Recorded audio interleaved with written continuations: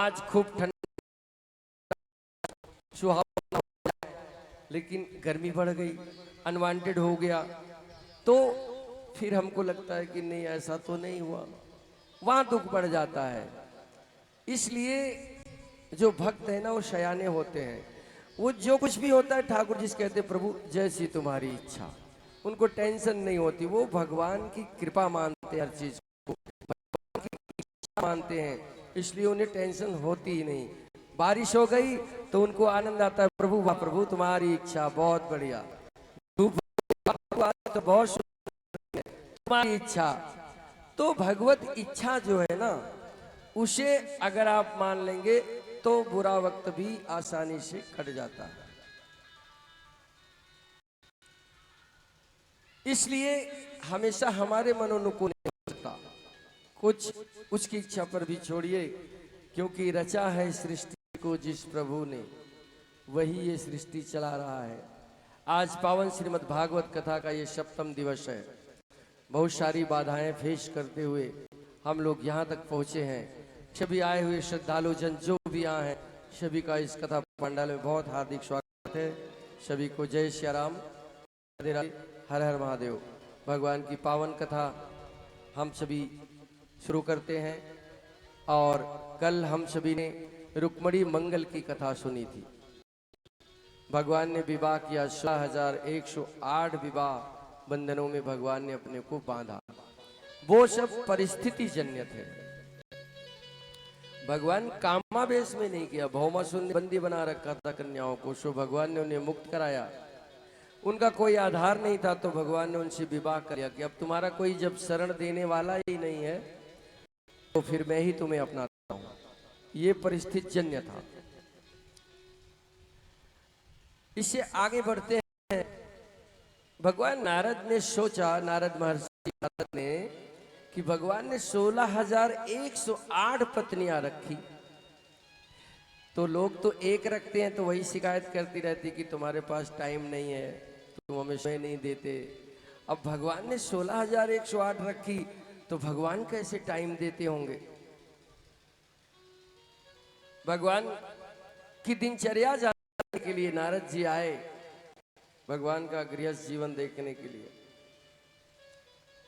तो सभी पत्नियों ने कहा कि नहीं प्रभु हमें पूरा समय देते हैं, और जब भी वो हमारे साथ रहते हैं तो भगवान भगवान हैं, उनके अनेक रूप हैं, और उन्होंने सभी को समान समय दिया, इज्जत दिया, प्रेम दिया। तो नारद जी की शंका का समाधान हुआ। आज भक्ति के ऊपर बात होगी, क्योंकि आज सुदामा चरित्र की कथा प्रमुख है। सुदामा भगवान के परम भक्त थे, लेकिन इस कथा को अभी हम थोड़ा सा 10 मिनट बाद कहेंगे। उससे पहले एक भक्ति की चर्चा करते हैं। भक्ति में शक्ति कितना होती है। एक भगवान का भक्त जो भगवान की भक्ति तो बहुत करता है, लेकिन काम नहीं करता, उसको काम करने की आदत नहीं है, बस भगवान का भजन करता है, तो ये एक दूसरी धारा हो गई। बिल्कुल काम नहीं करना और भगवान की भक्ति में मस्त रहना, ये बिल्कुल अलग धारा ही हो गई। इसमें फिर लोग पागल कहने लगते हैं, लोग गालियां देने लगते हैं, अकर्मठ कहने लगते हैं। ये सब चीजें भी अपनी जगह ठीक है। संसार में हो तो संसार की जो भी क्रिया है उसे आपको करना पड़ेगा, घर के काम करना पड़ेगा, क्योंकि कर्म ही जीवन को आगे ले जाता है। कर्म से कलमश कटता है। हम सभी कर्म बंधन में हैं, कर्म चाहे जो चुनो करना पड़ेगा, लेकिन वो कर्म नहीं करता था। तो कर्म जब नहीं करता था तो घर वाले ऊब गए, बोले भाई तुम इतना खाते हो और काम तो कुछ करते नहीं हो, एक काम करो, जाओ यहां से निकल करके अपना कहीं देख लो। होता यही है, जब जो काम नहीं करता है तो घर वाले उससे कहते भैया अपना देख लो। तो उसके घर वालों ने भी कहा कि भैया अपना देख लो, तुम कहीं और ठिकाना अब घर में कुछ करोगे नहीं, धरोगे नहीं, बैठे रहोगे निठल्लों की तरह, तो फिर तुम्हें कौन देखेगा? इस प्रश्न से एक और बड़ा सुंदर प्रश्न है जो हमारी गृहस्थी के लिए उत्तम है, हम सभी के लिए उपयोगी है, इसे जरूर सुनना चाहिए। जो हमारे यहाँ बच्चे बच्चियां हैं उन्हें भी सुनना चाहिए। जो भी यहाँ नवजात बच्चे बच्चियां हैं जो थोड़ा सा किशोरावस्था के हैं उन्हें भी सुनना चाहिए। घर में जब कोई एक काम कर रहा हो ना, तो दूसरों को बैठ के मोबाइल नहीं चलाना चाहिए। अगर वो एक काम कर रहा है तो आप दूसरा कोई काम कर लीजिए, आप तृण ही तोड़ दीजिए। माता पिता को सहयोग करिए। अगर माता भोजन प्रसाद बना रही है तो आप कोशिश करिए कि झाड़ू पोछा ही कर लीजिए, क्योंकि उसका भी हृदय है, उसका भी जीवन है। अगर सब थोड़ा थोड़ा भी लगे रहोगे तो उसे भी प्रसन्नता होगी, उसे भी खुशी मिलेगी कि हमारा सब सहयोग कर रहे हैं। और बाकी सब चारपाई पे बैठे मोबाइल चला रहे हो, दिन रात वो माज रही है, बना रही है, खा रही है, खिला रही है, 24 घंटे सुबह उठ के लगती है, फिर दोपहर में लगती है, फिर शाम को लगती है, तो उसको भी जीवन भार लगने लगता है। जीवन भार नहीं लगना चाहिए, जीवन आनंद लगना चाहिए। आनंद कब लगेगा? जब बहुएं पुत्री पुत्रियां सभी लायक होंगे, कर्मठ होंगे, क्रियाशील होंगे, सहयोग करने वाले होंगे। बच्चों सुन रहे हो? उठाना, कितने बच्चे हैं इस कथा में, हाथ उठाना। सारे बच्चे ही बच्चे बैठे हो। काम करते हो, मम्मी का सहयोग करते हो? करते हो? करना चाहिए। खुद कर्मठ बन जाओ, ऐसे बन जाओ कि माता पिता के सहयोग की जरूरत आपको नहीं पड़े। सारा भोजन बनाना सीख लो, झाड़ू पोछा लगाना सीख लो, बर्तन माजना सीख लो, कपड़े धोना सीख लो, जीवन में कभी रोओगे नहीं। माता पिता तो देखो जिम्मेदार हैं, वो तो आपको करके देंगे, उनकी मजबूरी है। लेकिन जब तुम्हें करना पड़ेगा ना तो तुम्हें आंसू आएंगे। आंसू नहीं आए इसलिए पहले से ही करने की ठान लो कि मुझे करना है। मम्मी तुम बैठो, मैं भोजन बनाती हूँ, मैं बर्तन मांजती हूँ, मैं पोछा करती हूँ। अगर ये कर ले गए मेरे बच्चों तो तुम्हारा घर स्वर्ग हो जाएगा। बोलो वृंदावन बिहारी लाल की। क्लेश ज्यादातर घरों में काम को लेकर होता है। एक कर रहा है, दूसरा बैठा है, दूसरा कर रहा है, तीसरा घूमने चला गया। इन चीजों से क्लेश बढ़ता है घर में। और सब मिलजुल कर काम करोगे, प्रेम से रहोगे, सौहार्द से रहोगे तो घर स्वर्ग बन जाएगा। खुशियां कहीं से बनकर नहीं आती जी, बनानी पड़ती है अपने कर्मों से। तो अब वो भैया जी घर में काम नहीं करते थे तो घर वाले उन्हें धक्के मार के निकाल दिए। बोले जाओ अब तुम अपना देखो। अब वो गया, कहाँ जाए? ऐसे माता मंदिर की तरह कोई मंदिर था तो वहां पे गया वो। उसने आज जो महंत थे उनसे मिला, प्रणाम किया, पैर छुआ, हाथ जोड़ा, बोला महाराज घर वालों ने मुझे निकाल दिया है। बोले क्यों? बोला कि मैं कोई काम नहीं कर सकता, मैं काम नहीं करता हूं। तो बोले लेकिन ये तो गलत बात है। बोले महाराज बस अब मैं क्या बोलूं। तो बोले कि आपके अंदर अच्छाई क्या है? बोले मैं खाता बहुत हूं। तो बोले ये अच्छाई नहीं है कि तुम खाते बहुत हो, तुम्हारी अच्छाई ये है कि तुम ईमानदार हो। तुमने ईमानदारी से ये बात बता दिया कि मैं करता नहीं, मैं खाता हूं। तो ठीक है, आप ऐसा करो, मंदिर में रहो और यहाँ भोजन प्रसाद की कोई समस्या नहीं है। आपका जब मन करे, जितनी बार मन करे, भंडारे में, लंगर में जाकर रसोई में भोजन करिए। ठीक है साहब, ठाकुर जी ने उनसे अपनी शरण में ले लिया। भगवान अपनी शरण में लेते हैं, कर्मठों को भी लेते हैं, निठल्लों को भी लेते हैं। किसी भी एक प्रकार का व्यक्ति हो धरती पे, भगवान सबको अपनाते हैं। तो इसलिए मेरे भाई बहन, आप किसी की बुराई मत देखो। जब ठाकुर जी झेल रहे हैं सबको तो फिर आप हम कौन होते हैं? किसी की बुराई मत देखो, जो जैसा है उसे वैसे छोड़ दो। किसी की बुराई देखोगे तो आपके अंदर भी आ जाएगी, आपका मन खराब होगा। देखो तो किसी की अच्छाई देखो, सब में अच्छाई बुराई है सब में, पूरा कोई नहीं है। तो उसका अब मंदिर पे बहुत अच्छा चलने लगा था जीवन। जब उसका मन करे भोजन प्रसाद समय से जाकर ले ले, मंदिर में लौटा रहे, भजन करे। लेकिन ठाकुर जी तो सबकी परीक्षा लेते हैं ना। ठाकुर जी सबकी परीक्षा लेते हैं। उसकी भी परीक्षा का समय आ गया। 10 दिन 15 दिन पीछे महापुण्य तिथि एकादशी आई। अब एकादशी की तिथि में मंदिर पर अन्न बनता ही नहीं था, भोग ठाकुर जी को भी नहीं लगता था। वहां की ऐसी परंपरा थी, ऐसा नियम था कि आज मंदिर पर अन्न नाम की कोई चीज बनेगी नहीं, ठाकुर जी को भी अन्न प्रसाद भोग नहीं लगेगा, जो भी फल प्रसाद है वही सब भोग लगेगा, आज भोजन नहीं बनेगा। बड़ी मुश्किल की घड़ी आ गई। अब वहां ने देखा कि आज भंडारे में खटपट नहीं हो रही है, कहीं से खुशबू नहीं आ रही है, सभी शांत हैं। जब भोजन का समय हो गया तो लोगों से पूछ रहा है कि भैया आज भंडारा प्रसाद नहीं बनेगा। बोले नहीं भैया, आज मंदिर में अन्न निषेध है, आज यहाँ अन्न वर्जित है, ना ठाकुर जी को भोग लगेगा ना भक्त भोजन प्रसाद पाएंगे, जो भी फलाहारी होगी सो ठीक है। उसने कहा मेरा तो नहीं चलेगा,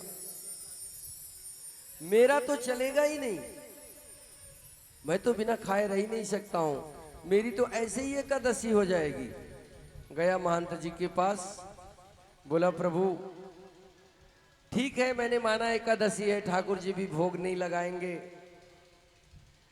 लेकिन मेरा तो बिना खाए चलता ही नहीं, मैं तो रह ही नहीं सकता बिना खाए। तो बोले कि भाई देखो मंदिर के अंदर तो भोजन प्रसाद निषेध है, अन्न एकादशी को अन्न निषेध होता है, तो तुम एक काम कर सकते हो, अगर करना ही चाहते हो मैं इतना तुम्हारे लिए कर सकता हूं। बोले महाराज बताओ। बोले आप जो भंडारे से ले लो सामग्री भोजन की, और मंदिर से बाहर जाओ, अपना वन में नदी के किनारे वहां जाकर बना लो, खा लो, इतना मैं तुम्हारे लिए कर सकता हूं। बोला ठीक है प्रभु, ऐसा ही कर दीजिए, मैं जाकर के बाहर नदी के किनारे वहां बनाकर खा लूंगा। तो महंत जी ने कहा भैया इन्हें दे दो, इन्हें राशन दे दो। अब उसे भोजन उसके भर का वहां से मिल गया, ले करके आया अपना, और नदी के किनारे आराम से भोजन प्रसाद बनाना शुरू कर दिया। और जो भी समय लगा हो, घंटा आध घंटा बनाया। बनाने के बाद भगवान का परम भक्त था वो भगवान का परम भक्त, दिखावे वाली भक्ति नहीं करता था, लेकिन लीन हमेशा रहता था भगवान में। जब भोजन उसने बना लिया तब प्रभु श्री राम से बोला कि आ जाओ, अब बन गया है, अब मैंने बना लिया, अब तुम्हें तो कुछ करना है नहीं, तो आ जाओ अब पालो। तो ठाकुर जी को बहुत आनंद आया। एकादशी थी एकादशी, लेकिन भक्त के प्रेम में भगवान आए, तो अकेले थोड़ी ना आए, जानकी जी भी साथ लाए, साथ में जानकी जी भी लाए। और भगवान को तो कौतुक करना था, भोजन उसके पास एक का था, अपने भर का था। ठाकुर जी जानकी जी लाए, बोले चलो निकालो, तो वहां ने भोजन निकाला, तो सारा भोजन ठाकुर जी और जानकी जी ने पा लिया। बोलो वृंदावन बिहारी लाल की। बोले ठीक है भाई, हाथ वाथ धो के ठाकुर जी ने कहा ठीक है, अब मैं जा रहा हूं। बोला हाँ महाराज जाओ। तो भोजन उसके लिए बचा ही नहीं, भगवान कौतुक कर रहे हैं उसके साथ, भोजन उसके लिए बचा ही नहीं। बहुत मन में उदास हुआ, बोला मैंने इतनी मेहनत से बनाया था, सो मैंने अकेला बुलाया था, और देखो डबल आ गए। उसकी एकादशी हो गई, उसे अन्न नहीं मिला, उसकी एकादशी हो गई।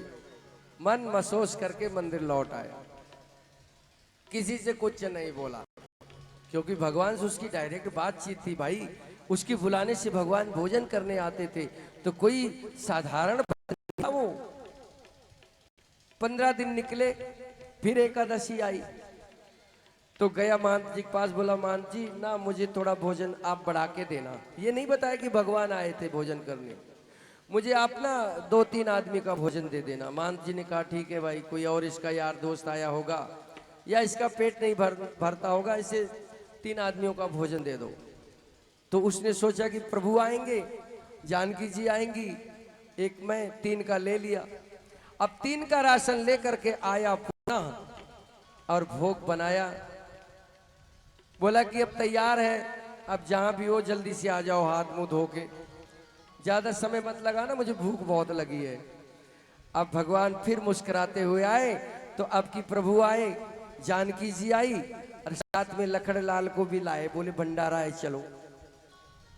अब लखनलाल तो प्रभु श्री राम की बात टाल नहीं सकते, बोले भैया जैसा आदेश। अब एक के तीन आए प्रभु, और तीन का ही इस पे राशन था। तो भगवान बोले कि ठीक है अब लगा दो भोजन, हमें जल्दी भी है। अब उसने देखा मन में सोचा कि देखो मैं 3 का राशन लाया था, आज ये एक और बढ़ा दी। तो फिर वो भोजन तीनों का लगाया मन में सोच करके, और प्रभु श्री राम, माता जानकी और लखनलाल मुस्कुराते हुए भगवान ने भोजन कर लिया। वो उसकी परीक्षा ले रहे थे। अब उसकी फिर एकादशी हो गई। बोलो वृंदावन बिहारी लाल की। फिर कुछ नहीं बोला। भगवान हाथ धोए, बोले ठीक है लला अब मैं चलता हूं। बोला हाँ प्रभु चलो, अब सारा तो खा गए, मेरी फिर एकादशी हो गई। एक को बुलाया तो 2 आए, 2 का राशन लाया तो 3 आए, 3 का लाया तो 3 ही आ गए। अब मैं तो रह ही गया। कुछ नहीं बोला, मन में सोच लिया, लेकिन उसकी एकादशी ये दूसरी हो गई। भगवान ने 2 एकादशी का व्रत उसे करवा दिया। ठाकुर जी की इच्छा का पता नहीं है। तीसरी बार उसने संत जी से कहा, महंत जी से, कि महाराज थोड़ा राशन मेरा बढ़वा दो, बढ़वा दो। बोले हाँ। तो बोले कि ठीक है भाई, इसको 4 आदमी का कर दो 3 की जगह। अब 4 का राशन लेके आया, फिर भोग बनाया। अब ठाकुर जी से बोला कि आओ पाओ, तुम्हें तो कुछ करना नहीं, ढूंढ के लाऊं, मांग के लाऊं, बनाऊं, तो अब जल्दी से आ जाओ, मेरे बर्दाश्त नहीं है। 2 तो मेरी एकादशी करा दी, अब आज मेरे साथ कोई गड़बड़ मत करना। प्रभु श्री राम आए। अब आए तो आए, आज हनुमान जी भी साथ लाए। बोले भैया सब, बोले लगाओ तो भोजन लगाओ। अब आज उसका माथा ठनका, कुछ बोला नहीं, लेकिन मन में सोच करके भोजन लगा दिया। सारा भोजन प्रसाद लेके ठाकुर जी बोले लाला बहुत धन्यवाद, अब मैं चलता हूं। बोला प्रभु जैसी आपकी इच्छा। आज उसकी तीसरी एकादशी भई। मन मार करके आया, मंदिर पे लौट गया, भूख से व्याकुल है। अब भजन हो रहा है, भूख लगी तो भजन भगवान का कर रहा है। प्रभु कैसी लीला दिखा रहे हो, मैं इतना भुक्खड़ आदमी, 1 का राशन ले जाता हूं तो 2 आते हो, 2 का ले जाता हूं 3 आते हो, 3 का लाता हूं 4 आते हो, चाहते क्या हो। अगली बार उसने संत जी से कहा महाराज थोड़ा मेरा राशन और बढ़ाओ। महंत जी ने कहा इसे हुआ क्या है, ये वहां जाके भंडारा करता है क्या। अरे भूख समझ में आई, 1 का 2 जन का खा लेगा, 3 का खा लेगा, अब इसका राशन बढ़ता ही जा रहा है, करता क्या है। बोले ये जितना राशन मांगता है इसे दे दो। और आज महंत जी पीछे पीछे चुपके चुपके आए कि आज इसे देखता हूं ये करता क्या है। आज वो बड़े गुस्से में था, इतने गुस्से में था, बोला कि देखो मैं बनाता हूं, आके आराम से पा लेते हो। आज मैं भोजन नहीं बनाऊंगा, बस तुम्हारे ऊपर एहसान इतना है कि मैं सारा सौदा ले आया हूं। आज भोजन तो तुम ही बनाओगे, आज मैं खाऊंगा। आज भक्त भगवान की परीक्षा ले रहा था, उठा के गठरी पटक दिया, मुझे मोह ना पता, मैं बैठा हूं, आप बनाओ। भक्त ही भगवान को ऐसा कह सकता है, बाकी किसमें सामर्थ्य है। भगवान को उसकी भक्ति पर प्रेम आ गया। भगवान बोले भाई चलो सब लोग, मेरे भक्त का आदेश हुआ है। आज माता जानकी, लक्ष्मण जी, हनुमान जी, भरतलाल, शत्रुघ्न सबरे आए। बोले देखो मेरा भक्त आराम कर रहा है, इसे डिस्टर्ब नहीं होना चाहिए। जानकी जी से बोले भगवती भोजन आप बनाएं। हनुमान जी को दूसरे काम पे लगाया, झाड़ू पोछा में। लखनलाल, भरतलाल सबको ईंधन लकड़ी लाने के लिए लगाया, क्योंकि आज एक भक्त जिद कर बैठा था। भक्त की जिद के आगे भगवान झुक जाते हैं। अब वो आराम से लेटा है और भगवान को आदेश और दे रहा है कि देखो जल्दी करो, तुमने हमारी 3 एकादशी कराए दी, लेकिन अब आज मैं ना बनाऊंगा, आप बनाओगे, मैं खाऊंगा। भगवान भोजन बना रहे हैं, बनवा रहे हैं, हनुमान जी साफ सफाई कर रहे हैं, बाकी लकड़ी की व्यवस्था चल रही है, भंडारे की व्यवस्था चल रही है, वो लेटा है आराम से। मंदिर के महंत जी आए, महंत जी ने देखा ये तो आराम से लेटा है, राशन रखा है। तो बोले कि क्या हुआ, तू भोजन बना नहीं रहा? बोला महाराज दिखाई नहीं दे रहा, भोजन बन रहा है, ठाकुर जी बना रहे हैं, मैया रानी बना रही है, हनुमान जी वो देखो झाड़ू लगा रहे हैं। बोले तेरी बुद्धि सठिया गई है, मुझे तो नहीं दिख रहा है। बोले आपको नहीं दिख रहा है? बोले हाँ। अरे बोले देखो साक्षात भगवान बैठे, आपको दिख ही नहीं रहा है।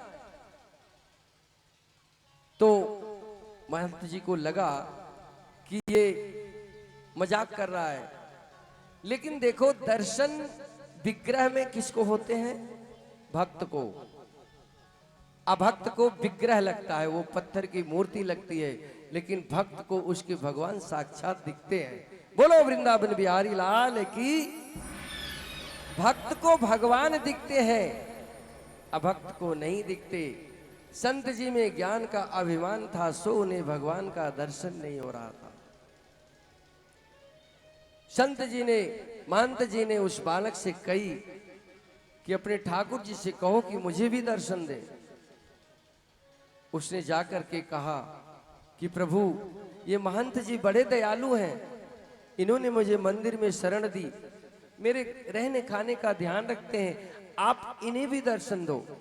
भगवान ने कहा तुम्हारे महंत जी में ज्ञान का अभिमान है, सो इन्हें मेरा दर्शन नहीं मिल सकता। आया, बोला ऐसे भगवान कह रहे। महंत जी रोने लगे, सारा अभिमान आंसुओं में बह गया, और वो धनुषधारी भगवान श्री राम ने महंत जी को भी दर्शन दिया। बोलो वृंदावन बिहारी लाल की, बोलो सीतापति रामचंद्र भगवान की। और जब मैं था तब हरि नहीं, जब हरि तब मैं नहीं। हृदय में मैं के रहते हुए, घमंड के रहते हुए भगवान के दर्शन, भगवान की भक्ति नहीं हो सकती। हृदय से मैं को निकाल करके भक्ति में मैं का नाश होता है, अहंकार का नाश होता है, तब भगवान उसमें प्रवेश करते हैं। भगवान तो उसी में है, प्रकट होते हैं। मैं के निकलते ही भक्ति हो जाती है, और भक्ति होने के बाद भगवान दिखने लगते हैं। बोलो भक्त वत्सल भगवान की।